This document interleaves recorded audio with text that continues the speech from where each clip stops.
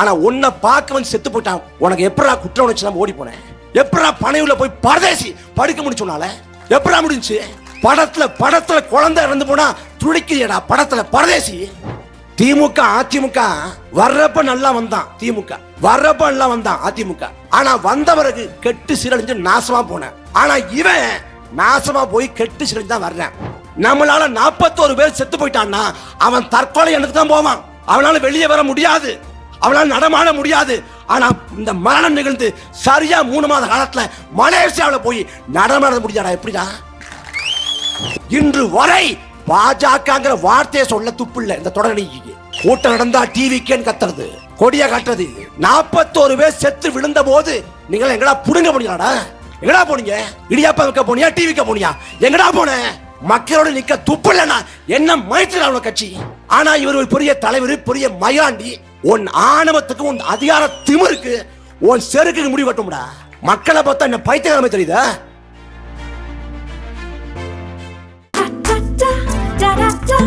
Taste the Milky Mist ice cream. Milky Mist ice creams.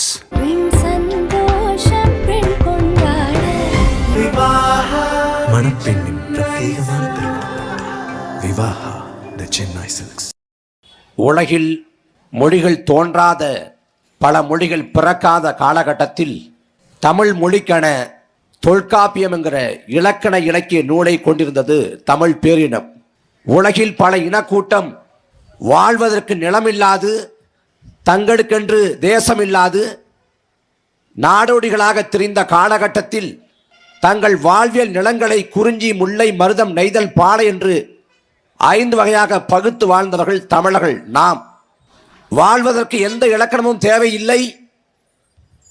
தாயோடும் உறவு கொள்ளலாம், நாயோடும் உறவு கொள்ளலாம் என்கிற வரம்பற்று வாழ்ந்த காலகட்டத்தில் வாழ்வை அகவாழ்வு, புறவாழ்வு என்று பகுத்து அந்த வாழ்வுக்கு இலக்கணமாக அறத்தை வைத்தவர்கள் தமிழர்கள் நாம்.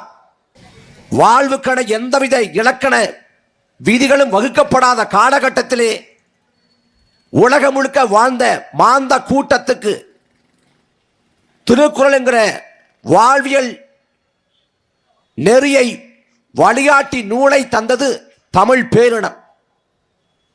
இப்படி உலகில் வாழக்கூடிய மற்ற தேசினங்களுக்கு முன்னோடி தமிழர்கள் நாம்.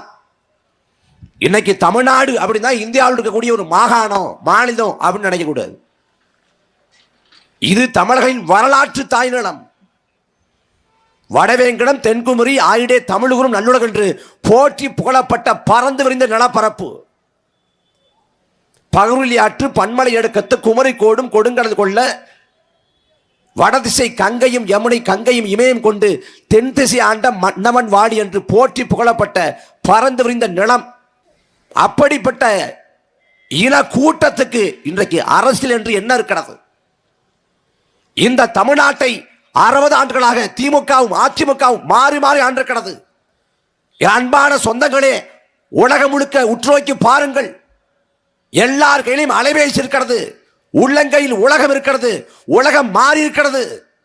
உலகம் முழுக்க தொழில்நுட்ப மாற்றங்கள், உலகம் முழுக்க விஞ்ஞான வளர்ச்சி, வியத்தகு சாதனை எல்லாம் நிகழ்த்தப்பட்டது இந்த 60 ஆண்டு காலத்தில் தான். ஆசியாவின் தீண்டதகாத நகரம் என்று வெறுத்து ஒதுக்கப்பட்ட சிங்கப்பூங்கிற மாநகரம் வளர்த்தெடுக்கப்பட்டது வெறும் 40 ஆண்டு காலத்தில். அந்த நிலத்தை ஆண்ட லீ குவான் என்கிற பெருமகன் உலகத்தின் தலைச்சிறந்த பொருளாதார வளமிக்க நாடுகளில் ஒன்றாக மாற்றி காமிச்சார். ஜப்பான்கிற தேசம் 2ஆம் உலகப் போரில் வீழ்ந்து போனது. எந்தவித கனிம வளங்களையும் கொண்டிராத அந்த தேசம் அவ்வளவுதான். உலக வரைபடத்திலிருந்து ஜப்பான் தூக்கப்பட்டு வேண்டும் என்று நினைத்தார்கள். அந்த ஜப்பான்கிற தேசம் வளர்க்கப்பட்டது 40 ஆண்டு காலத்தில் தான். அதே ஆண்டு காலத்தை இந்த தமிழ்நாட்டில் திமுகவும் அதிமுகவும் மாறி மாறி ஆண்டிருக்கிறது. என்ன நிலை? அரசியல் பிழைத்தாருக்கு அறமே கூட்டாகும் தமிழக இலக்கியம் பாடுகிறது. ஆனால் இன்றைக்கு அற உணர்ச்சி சாகடிக்கப்பட்டு விட்டது. ஆட்சியாளர் ஊழல் பண்றான், அமைச்சர் ஊழல் பண்றான், சட்டமன்ற உறுப்பினர் ஊழல் பண்றான், பார்லிமெண்ட் உறுப்பினர் ஊழல் பண்றான் என்கிற நிலையை கடந்து மக்களை ஊழல்வாதிகளாக மாத்திட்டான். லஞ்சம் கொடுப்போரும் இதுவும் வாங்குவோரும் இதுவும் இறைவனின் சாபம் உண்டாகட்டும் நபிகள் நாயகர் சொல்றாரு.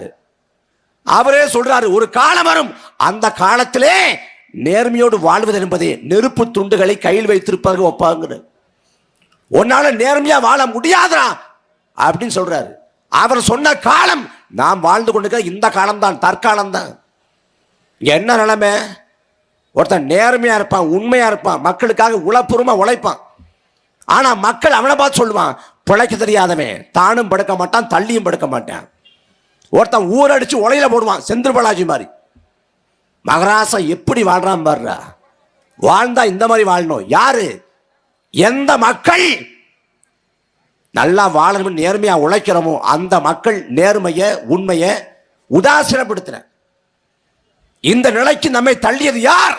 மாறி மாறி ஆண்ட திராவிட கட்சிகள். ஆண்டுமே இந்தியாவிலே ஜாலியன் வாலாபாக் படுகொலை, அந்த படுகொலை கண்டித்து இன்றைக்கு வரை வரலாற்றின் பக்கங்கள்ல பதிவு செய்கிறோம். வரலாற்றில் கருப்பு பக்கத்தால் எழுதப்படுது. ஜாலியன் வாலாபாக் படுகொலை நடைபெற்று முடிந்து 100 ஆண்டுகளை கடந்து விட்டது. 100 ஆண்டை கடந்த பிறகு எந்த இங்கிலாந்து நாட்டை சேர்ந்த வெள்ளைக்காரன் சுட்டுக் கொன்றானோ அதே இங்கிலாந்து நாட்டின் பார்லிமெண்டத்திலே ஜாலியன் வாலாபாக் படுகொலை வரலாற்று பேரவலம். அன்றைக்கு அப்படி நிகழ்ந்திருக்க கூடாது என்று இன்னைக்கு இருக்கக்கூடிய தற்கால தலைமுறை மன்னிப்பு கேட்கிறது, வருத்தம் தெரிவிக்கிறது. ஆனால் நம் சமகாலத்தில் வாழக்கூடிய சமகாலத்தில் தூத்துக்குடி நடந்த துப்பாக்கி சூட்டுக்கு யார் வருத்தம் தெரிவித்தது? யார் மன்னிப்பு கோரியது? அதிமுக ஆட்சியிலே தூத்துக்குடி துப்பாக்கி சூடு அன்றைக்கு இதே திமுக கண்டித்தது. நாங்கள் ஆட்சிக்கு வந்தால் குற்றவாளிகளை கூண்டில் ஏற்றுவோம், ஒருவரையும் விடமாட்டோம், மன்னிக்க முடியாத பேரவலம் படுவாதகம் என்று பேசியது திமுக.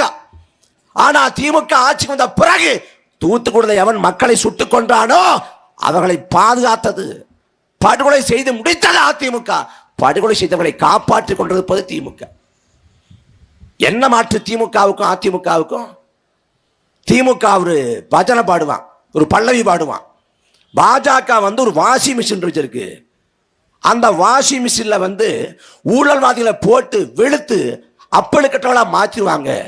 அப்படிதான் அஜித் பவார்ங்கிற ஊழல்வாதிய யோகே சிகாமணியா மாத்துறாங்க அப்படின்னு பேசுது. சரி, பாஜக வாஷிங் மிஷின் வச்சிருக்கான், உண்மைதான். நீ எந்த வாஷிங் மிஷின்ல போட்டு வெளுத்து செந்தில் பாலாஜி அப்பழுக்கட்டாளா மாத்துற?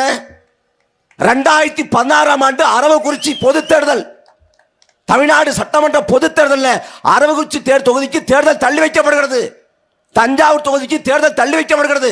காரணம், வாக்கு காசு கொடுத்தார்கள் என்று குற்றம் சுமத்தப்பட்டது. அன்றைக்கு குற்றத்தை சுமத்தியது இதே திமுக தான். அதிமுக வேட்பாளர் காசை மிதமின்றி கொடுத்தார் என்று சொன்னது. அந்த அரவக்குறிச்சி வேட்பாளர் யார்? அன்னைக்கு அதிமுக வேட்பாளர் இதே செந்தில் பாலாஜி. பண மதிப்பிழப்பு செய்யப்பட்டு சில நாட்களுக்குள் கட்டுக்கட்டாக பணம் எடுக்கப்பட்டது. பணம் எடுக்கப்பட்ட வீட்டை காக்கிற போது அன்புநாத அவன் செந்தில் பாலாஜியோட பினாமி என்றார்கள். இன்னைக்கு அந்த செந்தில் பாலாஜி எப்படி அப்படி கட்ட மனசா மாறினாரு? இதே குளித்தலை சட்டமன்ற பொது தேர்தல் பரப்புரையின் போது அன்னைக்கு இதே ஐயா ஸ்டாலின் என்ன பேசினாரு? ஸ்டாலின் பேசுறவ சொல்றாரு, ஊழல்வாதி, ஊழல் பெருச்சாளி, போக்குவரத்து துறையில வேலை வாங்கி தரன்னு சொல்லிட்டு காசு வாங்கினார் செந்தில் பாலாஜி. குற்றம் சுமத்தியது ஸ்டாலின். சட்டமன்றத்துக்குள்ளே கோபாலபுரம் கொள்ளை கூடாரம், கொள்ளை கூட்டம் என்று பேசியது செந்தில் பாலாஜி. அந்த செந்தில் பாலாஜி திமுகவின் முதன்மை தலைகர்த்தாவாக எப்படி மாறி போனார்? மாறி போனதுக்கு காரணம் என்ன? செந்தில் பாலாஜிக்கு என்ன கொள்கை பிடிப்பா? கோட்பாட்டு மீது பற்றா? பெரியார் மீது, அண்ணாவின் மீது, அம்பேத்கர் மீது, திராவிட கோட்பாட்டு மீது அவ்வளவு ஆழ்ந்த புலமையா? இல்லை. கருணாநிதி குடும்பத்துக்கு, ஸ்டாலின் குடும்பத்துக்கு எவன் சரியா பணம் வசூலிச்சு கப்பம் கட்டுவான்னு பாக்குறேன். சென்னையில் ஒருத்தர் இருக்காரு சேகர் பாபுன்ட்டு. அவர் அதிமுக சட்டமன்ற உறுப்பினர் இருக்கிற போது சட்டமன்றத்துக்குள்ளே கருணாநிதி அடிக்க பயந்தார். ஆனா திமுகவோட முதன்மையான அமைச்சர்கள் நீங்க சேகர் பாபு ஒரு ஆளு. ஏன் அங்க ஒரு வேலை பார்க்கிறார். இங்க அதே போல செந்தில் பாலாஜி அவர் என்ன பண்றாரு? மது போத்தலுக்கு, எல்லா மது போத்தலுக்கும் ஒரு போத்தலுக்கு 10 ரூபாய் கூட வாங்கி அந்த பணத்தை திமுகவோட நலனுக்கு அந்த குடும்பத்துக்கு கப்பம் கட்டுறார். அந்த செந்தில் பாலாஜி அப்பல் கட்டவர். அந்த செந்தில் பாலாஜி சிறைப்படுத்தப்பட்ட போது மானங்கட்டு போய் கோட்பாடு சொல்லி கொள்கையை பேசிய கம்யூனிஸ்ட் இயக்கங்கள் உட்பட எல்லாம் போராட்டம் நடத்தியது. 15 மாசம் சிறையில் வெளில வந்தார் செந்தில் பாலாஜி. வந்த உடனே ஐயா ஸ்டாலின் சொன்னாரு, தியாகி செந்தில் பாலாஜி. செந்தில் பாலாஜி தியாகி என்றால் இந்த நிலத்திலே நாட்டின் விடுதலைக்காக செக்கெடுத்த எங்கள் பாட்டன் வஉசிக்கு பேர் என்னடா? என்ன பேரு? வெள்ளைக்காரன் அடித்து மண்டையை பிளந்த போது கூட உயிரை விட்டானே ஒளிய தான் வைத்திருந்த கொடியை விடாது சத்தானே திருப்பூர் குமரன். அவனுக்கு பேர் என்ன? அவனுக்கு பேர் என்ன? செந்தில் பாலாஜி தியாகி என்றால் திருப்பூர் குமரனுக்கு பேர் என்ன? இந்த நிலத்துல மொழிக்காக தாளமுத்துவும் நடராசனும் கீழப்பொழு சின்னசாமியும் விருகம்பாக்கம் அரணானந்தனும் உயிரை ஈந்தார்களே, களத்திலே செத்து விழுந்தார்களே, அவர்களுக்கு பேர் என்ன? ஈழத்தில் மக்கள் கொண்டொழிக்கப்பட்ட வேளையில் அந்த படுகொலையை தடுத்தெடுத்த வேண்டும் என்பதற்காக இதே சென்னையில முத்துக்குமார் தொடங்கி லண்டன்ல முருதாசன், கடலூர் தமிழ்வேந்தன், புதுக்கோட்டை பாலசுந்தரம், பள்ளப்பட்டி ரவி, சிறுகாழி ரவிச்சந்திரன் என்று உலகம் முழுக்க 18க்கும் மேற்பட்ட தமிழர்கள் செத்து விழுந்தார்களே. செந்தில் பாலாஜி தியாகி என்றால் அந்த உயிரை கொடுத்த உத்தமர்களுக்கு பேர் என்ன? வெக்கம் இல்லாம கூச்சம் இல்லாம செந்தில் பாலாஜி தியாகி. என்ன தியாகம் பண்ணிட்டாரு?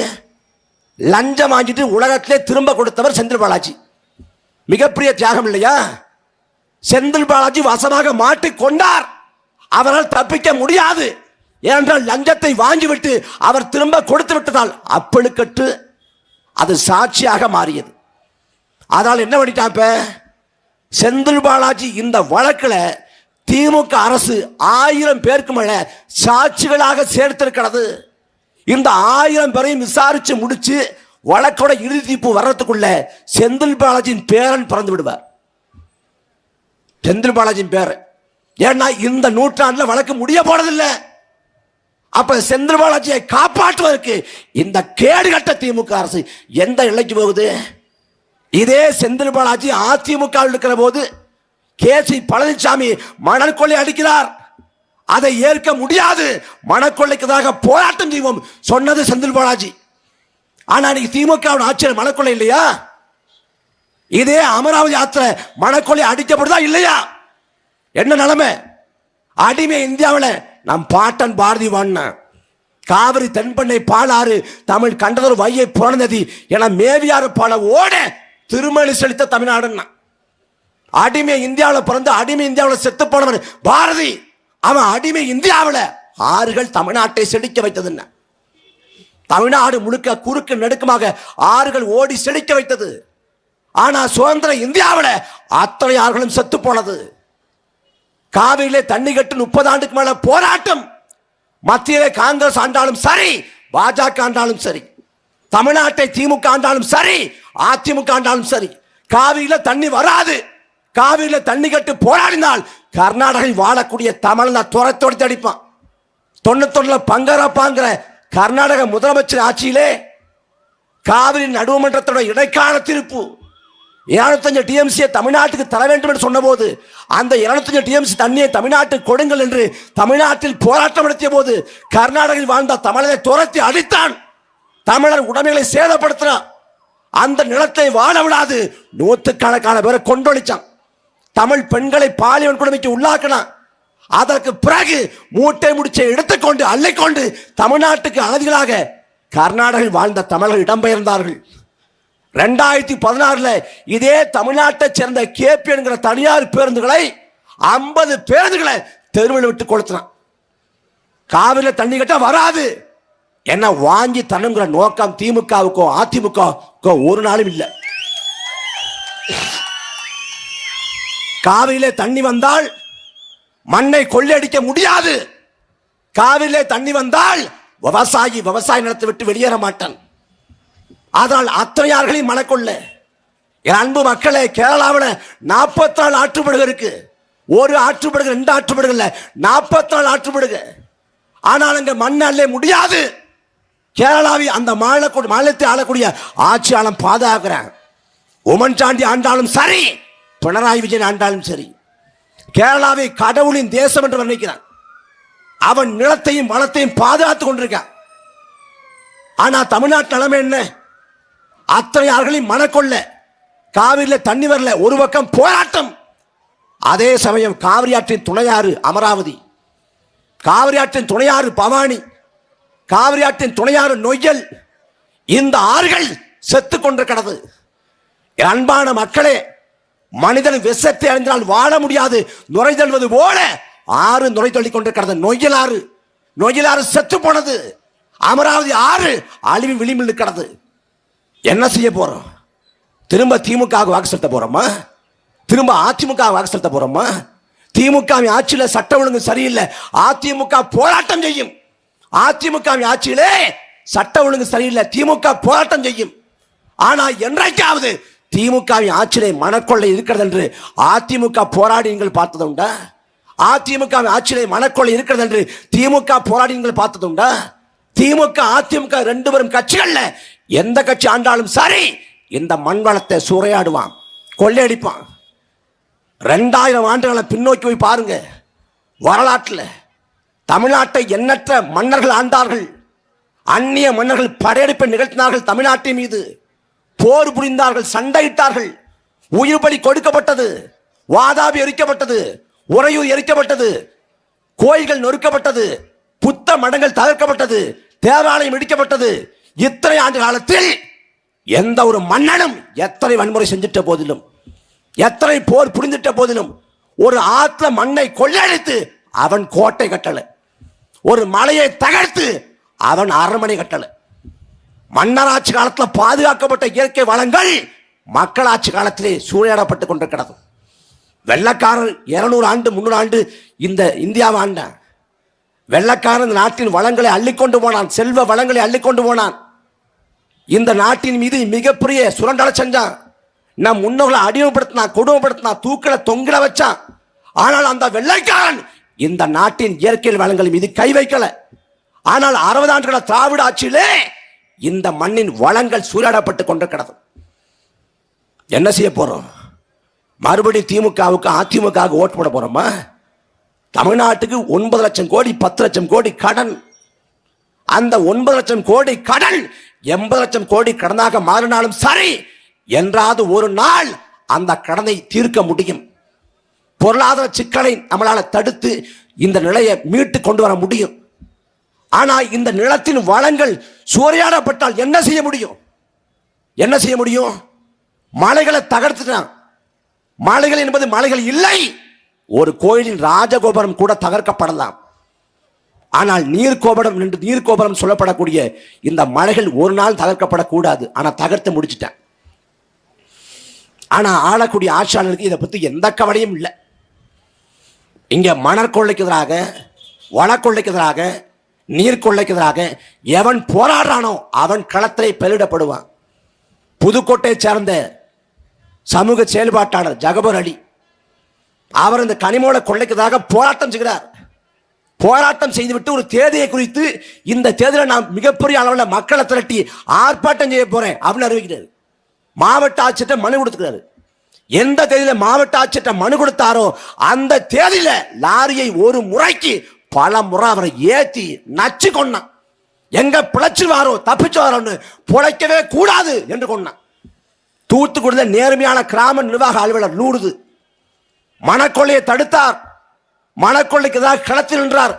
அவர் அலுவலகத்துக்குள்ளே புகுந்து அவரை வெட்டி சாச்சான். அதே போல இந்த வனக்கொள்ளைக்கு எதிராக எவன் நின்னாலும் அச்சுறுத்தப்படுவான். திமுக அதிமுக ரெண்டு கட்சியில எந்த கட்சி வந்தாலும் எந்த மாற்றம் அடைய போறது இல்லை.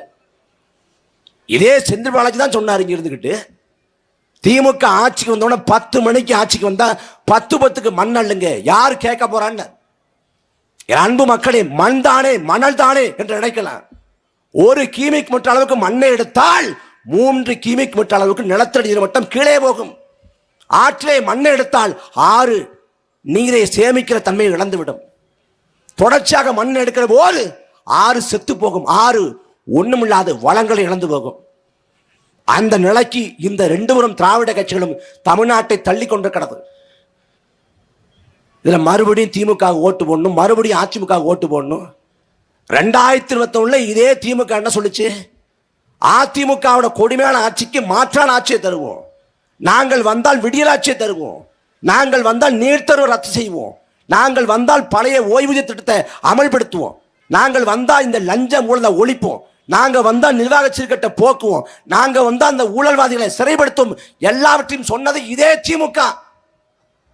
இந்த 4.25 ஆண்டுகால ஆட்சியில் அதிமுகவுக்கு மாற்றாக திமுக என்ன செய்திருக்கிறது?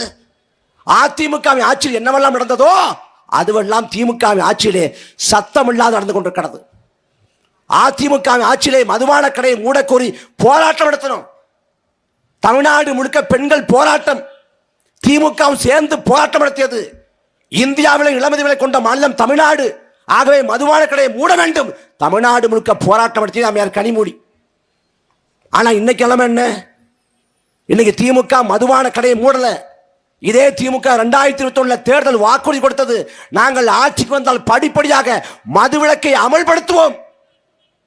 மாவட்டந்தோறும் சுகாதாரத்துறை அமைச்சகம் சார்பாக குடியால் பாதிக்கப்பட்டவங்களை மீட்பதற்கு மீட்பு நிலையங்கள் அமைப்போம் சொன்னது திமுக. ஆனா ஒன்றும் செய்யல. இப்ப ஐயா ஸ்டாலின் என்ன சொல்றாங்க? போதையின் பாதையில போகாது. சரி, போதையின் பாதையில போகல, காட்டுக்குள்ள போயிடலாமா? எங்கிட்டு போறது? சரி, பாதையில போதையை வச்சா பரதேசியவன் இந்த சாலையில போனா ஒண்ணு மதுபான கடை இங்க இருக்குது, இல்ல அந்த பக்கம் இருக்குது. இங்க ஊர்களில் விளையாட்டு திடல் இல்லாத ஊர் இருக்கு, விளையாட்டு திடல் இல்லாத ஊர் இருக்கு, நூலகம் இல்லாத ஊர் இருக்கு, மைதானம் இல்லாத ஊர் இருக்கு, உடற்பயிற்சி கூடம் இல்லாத ஊர் இருக்கு. ஆனா மதுபான கடை இல்லாத ஒரு ஊர் இருக்கா? தமிழ்நாட்டில் 1 கோடி குடும்பங்கள் மதுவால் பாதிக்கப்பட்டிருக்கிறது. மது என்பது ஒரு பழக்க வழக்கம் இல்ல, நோய். மதுவால பாதிக்கப்பட்ட குடி நோயாளிங்கிறார் அண்ணல் காந்தியடிகள். மதுபான கடையை மூட சொல்லி போராட்டம் நடத்திய காலம் போய் இன்னைக்கு தமிழ்நாடு முழுக்க கஞ்சா விநியோகம், கஞ்சா அபின் போன்ற போதைப் பொருட்களின் புழக்கம் கடைக்கோடி வரைக்கும் போயிடுச்சு. தலைநகர் சென்னை தொடங்கி கடைக்கோடி கிராமம் வரை மிதமிஞ்சிய போதைப் பொருட்களின் புழக்கம். அதிமுக ஆட்சி காலத்திலே சட்டமன்றத்துக்குள் குட்காவோடு போனார் ஐயா ஸ்டாலின். அப்ப சபாநாயகர் கேட்டாரு, இந்த சட்டமன்றத்துக்குள்ள இந்த பொருட்கள் அனுமதி இல்லை, எதுக்காக குட்கா எடுத்துட்டு வந்தீங்கன்னு சொன்னாரு. கேட்டவன சொல்றாரு, போதைப் பொருட்கள் எளிதா தமிழ்நாட்டில் புழக்கம் இருக்குது, அதுல இந்த குட்காவெல்லாம் எளிதா கிடைக்குது, அதை எடுத்து காட்டவே எடுத்து கொண்டு வந்தேன்னு. அன்னைக்கு குட்காவோட போனாரே, இன்னைக்கு தமிழ்நாட்டு சட்டமன்றத்துக்குள்ள கஞ்சாவோட போகலாமா? 20 ஆண்டு காலமா கள்ளச்சாராய மரணங்கள் இல்லை. ஆனா திமுக ஆட்சிக்கு வந்த பிறகு இந்த 5 ஆண்டுகள் ஆட்சியில 100க்கும் மேற்பட்டவன் கள்ளச்சாராயம் குடிச்சு செத்து போனான். மரக்கான, செங்கல்பட்டு போன்ற பகுதியில் கள்ளச்சாராய மரணங்கள் 20க்கும் மேற்பட்டவன் செத்து போனான். நாங்கள் இருப்புக்கரம் கொண்டு ஒடுக்குவோம், ஒருத்தரையும் சும்மா விட மாட்டோம் வாக்குறுதி கொடுத்தது ஸ்டாலின். ஆனா அடுத்த ஆண்டு கள்ளக்குறிச்சியில 69 பேர் செத்து போனான். யார் காரணம்? யார் இந்த கேடு கட்ட நிர்வாகத்துக்கு யார் காரணம்? இதே திமுக தானே. மறுபடி திமுக என்னங்க செய்ய போகுது? மறுபடியும் அதிமுக என்ன செய்ய போகுது? 1 ஆண்டு 2 ஆண்டு இல்ல, திமுக அதிமுக சேர்ந்து 60 ஆண்டு காலம் ஆண்டிருக்கேன். திமுக 25 ஆண்டு காலம், அதிமுக 31 ஆண்டு காலம். இந்த ஆண்டு காலத்தில் தமிழர்களை எந்த அளவுக்கு முன்னேற்றி விட்டுருக்காங்க. இப்ப திமுக மறுபடியும் அதிகாரத்துக்கு இந்த 5 ஆண்டு காலத்தை செய்யாத ஏதோ ஒண்ணு செய்ய போறேன். இந்தியாவில் ஒரு கட்சி, மாநில கட்சி முதல் முறையாக ஆட்சியை பிடித்தது என்றால் திமுக 1967 அண்ணா தலைமையில். அதே போல மத்திய அமைச்சர்கள் அதிகப்படியான ஆண்டுகள் அங்க வைத்த ஒரே மாநில கட்சி திமுக தான். 18 ஆண்டுகளை மத்திய அமைச்சர்கள் அங்க வச்சான். விபி சிங், தேவகவுடா, ஐகே குஜரால், மன்மோகன் சிங், வாஜ்பாய் அப்படின்னு பல பேரோட ஆட்சியில மத்திய அமைச்சர்கள் அங்க வச்சான். 99 தொடங்கி 2013 வரை தொடர்ச்சியாக 14 ஆண்டு காலம். அந்த 14 ஆண்டு காலத்தில் 2004 2009 காலகட்டத்தில் பெரும்பான்மை இல்லாத காங்கிரஸ் மத்திய அமைச்சரவையில், அந்த காங்கிரஸை தாங்கி பிடித்தது மாநிலத்தை ஆண்ட திமுக. அன்றைக்கு கேட்டதையெல்லாம் திமுகவுக்கு செய்து கொடுத்தது காங்கிரஸ். அன்றைக்கு மாநில உரிமைக்காக, மாநில சுயாட்சிக்காக, மக்களின் நலனுக்காக திமுக என்ன செஞ்சது? காவிரியில் தமிழருக்கான உரிமையை நிலைநாட்டு என்று காங்கிரஸ் அரசிடம் திமுக கேட்டிருந்தால் செய்து கொடுத்திருப்பான். முல்லை பெரியார் அணையோட நீர்மட்டத்தை 152 அடியா உயர்த்து கேட்டிருந்தா செஞ்சு கொடுத்திருப்பான். கச்சத்தீவை மேட்டி ஏடு கேட்டிருந்தால் இடுப்பதற்கான வேலைகள் செஞ்சிருப்பேன். கல்வியை மாநில பட்டியலில் கொண்டு வா, ஆளுநர் பதவி நீக்கு, அல்ல ஆளுநருக்கான அதிகாரத்தை மட்டுப்படுத்து, கட்டுப்படுத்து, ஏதாவது ஒன்றை கேட்டு திமுக செய்து கொடுத்ததா? எதுவும் இல்லை. அதிகாரத்துக்கு இருக்கிறப்ப எதுவும் பேச மாட்டேன். அதிகாரத்தை விட்டாங்கன்னா பிறகு ஆட்டுக்கு தாடி இருக்கு, நாட்டுக்கு ஆள் இருக்கு. இப்ப 2026 சட்டமன்ற பொது தேர்தலில் நிலைமை என்னன்னா, ஒரு சட்டமன்ற தொகுதிக்கு மிக குறைந்தது 30 கோடியை திமுகவும் அதிமுகவும் வாரி இறைக்க போகுது. 30 கோடி. ஒரு சட்டமன்ற உறுப்பினரோட தொகுதி மேம்பாட்டு நிதியே 15 கோடி தான். ஆண்டொன்றுக்கு 5 கோடி, 5 ஆண்டுக்கு சேர்த்து. ஆண்டொன்றுக்கு 3 கோடி, 5 ஆண்டுக்கு சேர்த்து 15 கோடி. ஆனா 30 கோடி 40 கோடியை கொட்டி இறைச்சி இவன் சட்டமன்ற உறுப்பினராக மாறுறான்னா இவன் என்ன செய்ய போற? இவன் ஊரடிச்சு உலையில போட போறேன், ஒட்டுமொத்த ஊரே முங்காம் போட போறேன். அதற்கான சாட்சிகள் நிகழ்ந்து கொண்டிருக்கிறது. திமுக தொடங்குற வேலையில, தொடங்கி முன்னேற வேலையில அண்ணாவை தோற்கடிக்க காங்கிரஸ் காசு கொடுத்தது. அண்ணா நின்ற தொகுதியில் மட்டும் அன்னைக்கு 10 காசு 5 காசுன்னு கொடுத்தாங்க. அன்னைக்கு அண்ணா சொன்னாரு, என்னை தோற்கடிக்க 6 மலை தாண்டி 7 மலைக்கு போய் வெங்கடேச பெருமாளை கூட்டி வர்றாங்க, வெங்கடேச பெருமாள் மேல சத்தியம் வாங்குறாங்க, எங்களை எதிர்க்க தெம்பில்ல, திராணி இல்ல, வக்கில்ல என்று கேட்டவர் அண்ணா. அந்த அண்ணாவை வெளிவந்த திமுக, அந்த அண்ணாவை பேரில் வச்சக்கூடிய அதிமுக 2 கட்சியும் தான் வாக்கு காசு கொடுக்குது. வாக்கு காசு நமக்கு காசு கொடுத்து சட்டமன்ற உறுப்பினராகி, நமக்கு காசு கொடுத்து பார்லிமெண்ட் உறுப்பினராகி, நமக்கு காசு கொடுத்து அமைச்சராகி நமக்காக ஊழியம் செய்வானா, நமக்காக சேவை செய்வானா, நமக்காக உழைப்பானா, நமக்காக தொண்டு புரிவானா? எதுவும் செய்ய மாட்டான். அவன் கொள்ளையடிப்பான், 100 விழுக்காடு கொள்ளையடிப்பான். இந்த திமுக அதிமுக 2 பேரும் தீய சக்திகளை நாம் புறந்தள்ளணும். ஒட்டுமொத்தமாக இந்த மண்ணை விட்டு அப்புறப்படுத்தணும். அதுக்கு சரியான தேர்தல் களம் 2026 தேர்தல் களம். நாம் தமிழர் கட்சி மற்ற கட்சிகள் போல இல்லை. திமுக எப்படி தொடங்கப்பட்டது? திராவிட கழகத்தில் பெரியாருக்கும் அண்ணாவுக்கும் சண்டை, முரண்பாடு. பெரியார் மணியம்மையை திருமணம் செய்தார். அது பிடிக்காது, இயக்கத்தை விட்டு வெளியேறினார் அண்ணா.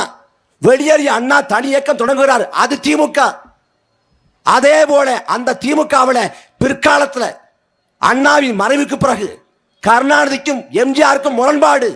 எம்ஜிஆர் வெளியேற்றப்படுறாரு, வெளியேற்றப்பட்ட எம்ஜிஆர் தனி இயக்கம் கட்டினார், அது அதிமுக.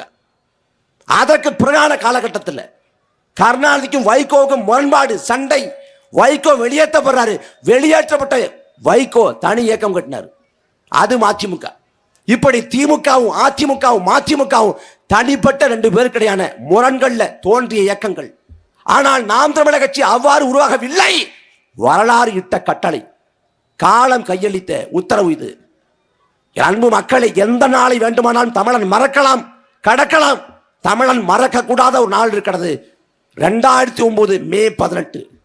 அந்த நாளில் தான் லட்சக்கணக்கான தமிழர்களை கொன்று முடித்துவிட்டு, அவ்வளவுதான் தமிழர்களை வீழ்த்தி விட்டோம், அவ்வளவுதான் தமிழர்களை தோற்கடித்து விட்டோம், அவ்வளவுதான் உங்கள் புலிக்கொடியை இறக்கி விட்டோம், உங்கள் தேச கனவை சிதைத்து விட்டோம், உங்கள் தலைவன் பிரபாகரனை கொண்டளித்து விட்டோம் என்று சொல்லி மண்ணை முத்தமிட்டு ராஜபக்ச சிரித்த நாள் மே 18. கொழும்பு வீதிகளிலே சிங்கள ஓநாய்கள் ஆனந்த கூத்தாடிய நாள் மே 18. உலகம் முழுக்க வாழ்ந்த தமிழர்கள் கூணி குறுகி போய் ஐயோ எல்லாம் போச்சே என்று கதறிய நாள் மே 18. தலைவர் உடலை போன்ற உடலை பார்த்து கண்ணீர் வடித்து ஒப்பார் வைத்து எல்லாம் போச்சே என்ன செய்வது, வாழ்வதா தற்கொலை செய்து கொண்டு சாவதாண்டு தெரியாது மனம் புழுங்கினால் மே 18.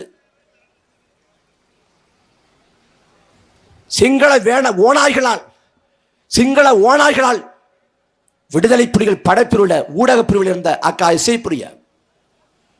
இசைப்பிரியாவை பாலியல் கொடுமை பண்றான், கூட்டு பாலியல் கொடுமை. சிங்கள ராணுவம் கூட்டு பாலியல் கொடுமை செஞ்சதில்ல. அக்கா இசைப்பிரியால் செத்து போனாள். அவள் இறந்த பிறகும் இறந்த தமிழச்சின் பிணத்தை புணர்ந்து சிரித்தான் சிங்களன். அவள் இறந்து விட்டாள், வன்கொடுமை செய்யப்பட்டு, அவள் வன்கொடுமை செய்யப்பட்டு இறந்து விட்டாள் என்பது தெரியக்கூடாது என்பதற்காக பிறப்பிற்குள்ளே துப்பாக்கி செலுத்தி வெடிக்க வைத்த கொடூரத்தை நிகழ்த்தியது அதே மே 18 காலகட்டத்தில்.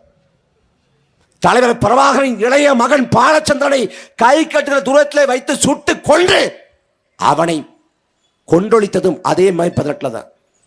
எந்த மே 18 எல்லாம் முடிந்து விட்டது என்று உலகம் கணக்கிட்டதோ, எக்காலம் சிரித்ததோ, அதே மே 18 அதே புலிக்கொடி ஏந்தி, அதே தலைவனை நெஞ்சில் சுமந்து, அதே லட்சிய தாகத்தை ஏந்தி 2010 நாம் தமிழர் கட்சி பிறந்தது. 15 ஆண்டுகள பயணம், துளி கூட சமரசம் இல்லை, துளி கூட தடம்புறவு இல்லை. நாம் தமிழர் கட்சி இந்த 15 ஆண்டுகள பயணத்தில் காவிரி சிக்கல், முல்லை பெரியாறு, பாலாறு, கச்சத்தீவு, மீத்தேனு, ஹைட்ரோகார்பன், 8 வழிச்சாலை, உயர்மின் தொகுப்புறம், ஸ்டெர்லைட், அணுகுல, அணுக்களி மையம் எல்லா சிக்கலுக்குமா போராடி இருக்கோம். கஜா புயல், தானே புயல், ஒக்கி புயல், நிவர் புயல், சென்னை பெருவெள்ளம் எல்லா மக்கள் துயருற்ற காலத்திலும் மக்களோடு நின்றிருக்கும். மக்களுக்காக எங்களை நின்று நிரூபித்து விட்டு தேர்தல் களத்துக்கு வந்தோம்.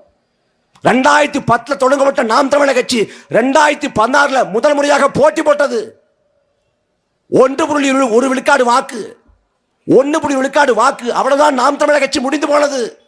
தமிழ் தேசியம் என்று பேசுவர்கள் எல்லாம் தேர்தல் பாதைக்கு ஒத்து வர மாட்டார்கள். நாம் தமிழர் கட்சியின் கதையை முடிந்து போனது என்று கணக்கிட்டார்கள். 1 விழுக்காடு வாக்களை பெற்ற நாம் தமிழர் கட்சி அடுத்தடுத்து படிப்படியாக உலகிருந்து 8 விழுக்காடு வாக்கு பெற்றோம். தோற்று போன ஒரு கட்சி வளர்ந்ததாக எழுந்ததாக சரித்திரம் இல்லை. ஆனால் 4 தேர்தலில் வெற்றியை ஈட்டாவிட்டாலும் கூட 1.1 8 விழுக்காடு அளவுக்கு நாங்கள் உயர்ந்திருக்கோம்னா கொள்கை, கோட்பாடு, உறுதிப்பாடு, மக்களுக்கான சமரசமற்ற பயணம்.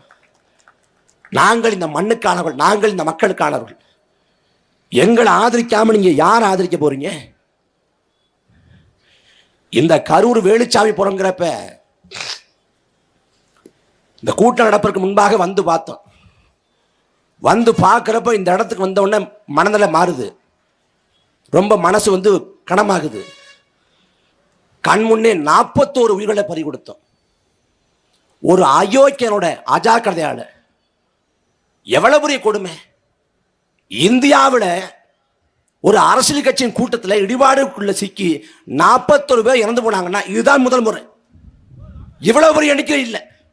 ஆனால் அந்த மரணத்துக்கு குறைந்தபட்சமாக நான் பொறுப்பேற்கிறேன், நான் வருந்துறேன், அந்த மக்கள்கிட்ட மன்னிப்பு கேட்கிறேன் என்று பேசாது ஒருத்தனால திமிராக பேச முடியும்னா எப்படி சகிச்சுக்கிறது? கரூர்ல பரப்புரைக்கு விஜய் நேரத்துக்கு வந்திருந்தா விளம்பரி உயிரிழப்பு ஏற்பட்டிருக்குமா? காலையில் 8:45 நாமக்கல்ல பரப்புரை இது அறிவிக்கப்படுது. ஆனா 8:45 இங்க இருக்காரு விஜய். அவர் பனையூர்ல இருந்து சாவகாசமா கிளம்புறாரு. 12 மணிக்கு கரூர்ல பரப்புரை அறிவிக்கப்படுது. ஆனா கரூருக்கு எத்தனை மணிக்கு வந்தார்? 7 மணிக்கு வந்தார். 7 மணி நேரம் 6 மணி நேரம் காலத்தாமதம் ஏன் செஞ்சாரு?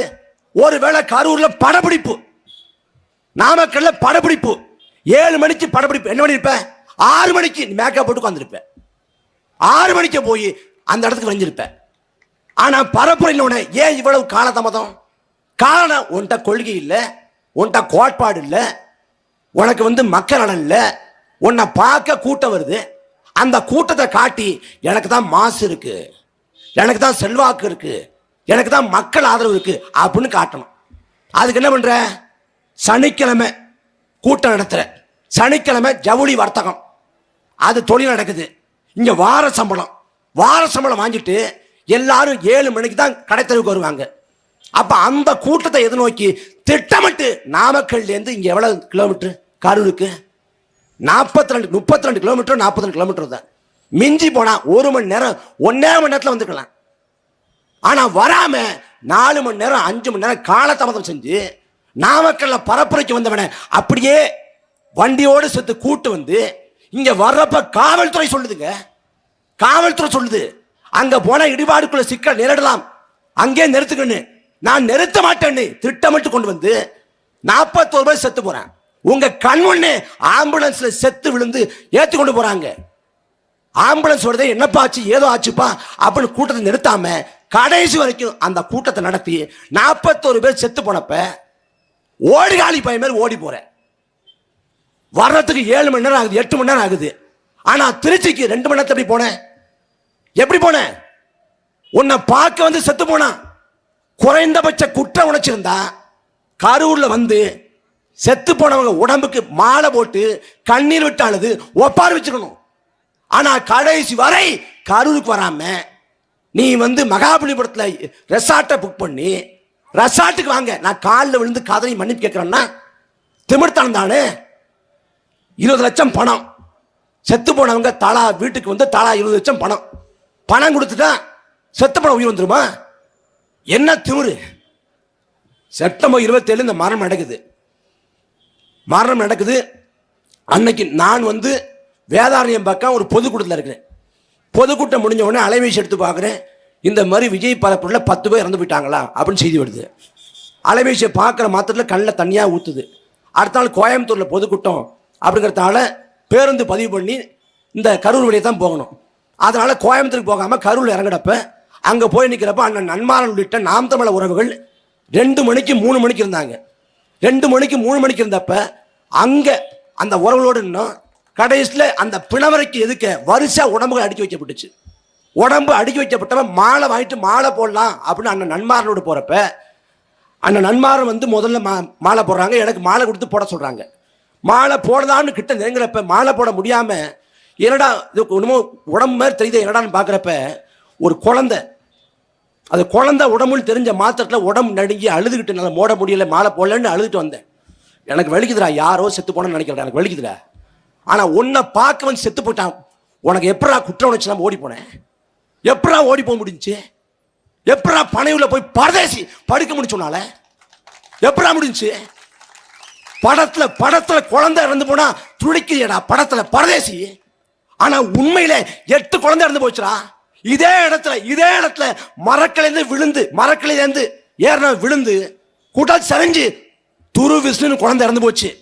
அந்த குழந்தையை கூட்டி கொண்டு போன அந்த குழந்தையோட அத்தை இன்றைக்கு வரைக்கும் குற்ற உணர்ச்சியிலிருந்து நம்மளால உயிர் போச்சுன்னு குற்ற உணர்ச்சியை மீள முடியாம தவிக்கிறான். அந்த குழந்தையோட தாய் வாய் பேச முடியாத காது காணாத தாய் தன் குழந்தை இறந்து போச்சேன்னு வாயை திறந்து அழ முடியல, கதற முடியல. கண் பார்வையற்ற ஒரு மாற்றுத்திறனாளி தாய், சக்கரை வியாதியில் கண் பார்வை போச்சு. அந்த தாயோட மகன், அம்மா நான் வேலைக்கு போய் சம்பாதிச்சு உன் கண் பார்வை மீட்டு கொண்டு வந்துடுறேன் அப்படின்னு நம்பிக்கையோட்டு விளக்குறேன். அந்த மகன் இறந்து போயிட்டான். கண் பார்வை இல்லாத போது எல்லா வெளிச்சமும் இருந்தாங்க, இந்த எல்லா வெளிச்சமும் இருந்த அந்த மகன் இறந்து போயிட்டான். அதுக்கு விஜய் என்ன சொல்ல போறாரு? ஒரு நல்ல மனநிலை கொண்டவன், ஒரு நல்ல மனிதன், மனசாட்சி கொண்டவன்னா நம்மளால 41 பேர் செத்து போயிட்டான்னா அவன் தற்கொலை எண்ணத்துக்கு தான் போவான். அவனால வெளியே வர முடியாது, அவனால் நடமாட முடியாது. ஆனா இந்த மரணம் நிகழ்ந்து சரியா 3 மாத காலத்துல மலேசியாவில் போய் நடமாட முடியாதா? எப்படா நடமாட முடியுது? எப்படி முடியுது? அதுக்கு பிறகு இத்தனை நாள்ல இந்த மரணம் தெரிஞ்சோ தெரியாமலோ என்னால் நிகழ்ந்துருச்சு, நான் மன்னிப்பு கேட்கிறேன் அப்படின்னு ஒரு வார்த்தை பேசலைங்க. நம்மள மானம் கட்டி போயிட்டோமா? அப்படி என்ன நடிகரை பார்க்கணும்னு நாக்க தொங்க விட்டு போகணும்? அப்படி என்ன? அவனுக்கு நம்மளை போட 2 கை இருக்கு, 2 கால் இருக்கு, மூக்கு இருக்கு, வாய் இருக்கு. இதானே நடிகன்? படத்துல எல்லாம் பண்ணுவான், நிஜத்துல தொட நடுங்குவான்.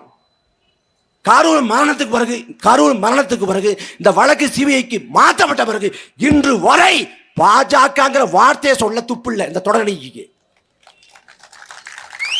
கூட்டம் நடந்தா டிவிக்கேன்னு கத்துறது, கொடியா காட்டுறது. 41 பேர் செத்து விழுந்த போது நீங்கள் எங்கடா புடுங்க போனீங்களாடா? எங்கடா போனீங்க? இடியாப்பா வைக்க போனியா, டிவிக்க போனியா? எங்கடா போன? கரூர் மருத்துவமனையில ஒரு கட்சிக்காரன் இல்லையடா. அலைபேசி அணைச்சு வச்சு ஊரை விட்டு ஒட்டுமொத்த கட்சிக்காரன் ஓடி போனீங்கடா. எங்கடா போனீங்க? ஒரு விபத்து ஏற்படுறப்ப அந்த விபத்துக்கு பொறுப்பேற்று மக்களோட நிக்க துப்பு இல்லைன்னா என்ன மயத்துல கட்சி? எதுதான் நாட்டாள கனவு? இந்த 41 சாவுக்கு யாரா பொறுப்பேற்பது? சாலையில வாகனத்தில் போயிட்டு இருக்கப்ப குறுக்க வந்து நாய்க்குட்டி விழுந்துருது, ஒரு கண்டுக்குட்டி விழுந்துருது. நம்மளால நாய்க்குட்டியோ கண்டுக்குட்டியோ செத்து போச்சுன்னு தெரிஞ்சா நம்மளால சாப்பிட முடியாது, தூங்க முடியாது, நிம்மதி இழந்துருவோம், குற்ற உணர்ச்சி ஆயிடுவோம். ஆனா 41 பேர் செத்து போன பிறகும் ஒருத்தன் நடனமாடி கொண்டிருக்கான்னா இவன் உலகத்தின் உச்சபட்ச சைக்கோ. நீ படத்துல பார்க்கிற விஜய் இல்ல, படத்துல வில்லன்னு ஒரு கதாபாத்திரம் காட்டுவோம் பாரு, அதை விட 100 மடங்கு கொடுங்கோல் தன்மை கொண்டவன். அரசியல் இருந்து அப்புறப்படுத்தணும். என்ன கொள்கை, என்ன கோட்பாடு உனக்கு? கட்சி உடஞ்சி 2 ஆண்டு ஆயிடுச்சு. மக்களை பார்க்க புடுங்க போக மாட்டாரு, புடுங்க போயிடுவாரு. போராட்டம் நடக்குதா, போராட்ட காலத்துக்கு போக மாட்டாரு. போராட்டம் வந்து இவருக்கு ஆதரவு தெரிவிக்கணும். வீட்டுக்கு போய் வெள்ளத்தால பாதிக்கப்பட்டவங்களை பார்த்து அவங்களுக்கு நிவாரணம் தர மாட்டார். அவங்க இடத்துக்கு வரணும். ஊடக சந்திப்பு அதெல்லாம் ஆகவே ஆகாது. ஆனா இவர் ஒரு பெரிய தலைவர், பெரிய மயாண்டி. உன் ஆணவத்துக்கு, உன் அதிகார திமிருக்கு, உன் செருக்குக்கு முடிவு கட்டும்டா. மக்களை பார்த்தா என்ன பைத்தியக்காரமே தெரியுதா? 41 உயிரை காவு வாங்கிட்டு மனசாட்சி இல்லாமல் இருக்க முடியுதுன்னா இந்த அரசியல் ஒழிக்கப்படணும். இந்த அநாகரிகங்கள் தமிழக அரசியலிருந்து அப்புறப்படுத்தப்படணும். அதுக்கு ஒரே வாய்ப்பு உங்கள் பிள்ளைகள் தான். இந்த கொடுமை, உச்சபட்ச கொடுமை என்னன்னா, தமிழக இலக்கியங்களை படிக்கிறோம், காப்பியங்களை படிக்கிறோம். கணக்கால் இரும்புற அப்படின்னு ஒரு பாட்டை வாழ்ந்தான். அந்த கணக்கால் இரும்புற போரில் தோத்து போறேன். போரில் தோத்து போன பிறகு அவன் சிறைபிடிக்கப்படுறான். சிறைபிடிக்கப்பட்ட கணக்கால் இரும்புரை வந்து சிறையில் இருக்கிறப்ப அவனுக்கு தாகம் எடுக்குது. வாயிற்காவலன்ட்ட தண்ணி கொண்டாங்கிறான். தண்ணி கொண்டான்னு சொல்றப்ப அந்த வாயிற்காவலன் அலட்சியமா போய் ரொம்ப நேரம் கழிச்சாந்து தண்ணியை கொண்டாந்து இடது கையில் வச்சிடறான். இடது கையில் தண்ணியை வச்சு நம்மளை அலட்சியப்படுத்திட்டானேன்ட்டு மனம் உடைஞ்சு செத்து போறான் கணக்கால் இரும்புற. ஏன்னா உயிரை விட மானத்தை பிரதிநின்று நினைத்த இனம் தமிழ் பேரினம். அந்த இனத்தின் மக்கள் பணத்தை நம்ம கொடுத்துட்டோம், லட்சக்கணக்கான பணத்தை கொடுத்துட்டோம் திமிர்ல அவன் மாமல்லபுரத்துக்கு கூப்பிட்டப்ப இந்த சொந்தங்கள் நமது தாய்மார்கள் அங்கே போயிருக்க கூடாது. போனது வரலாற்று பெருந்துயரம், போனது ஒரு மிக மோசமான கெடுவாய்ப்பானது.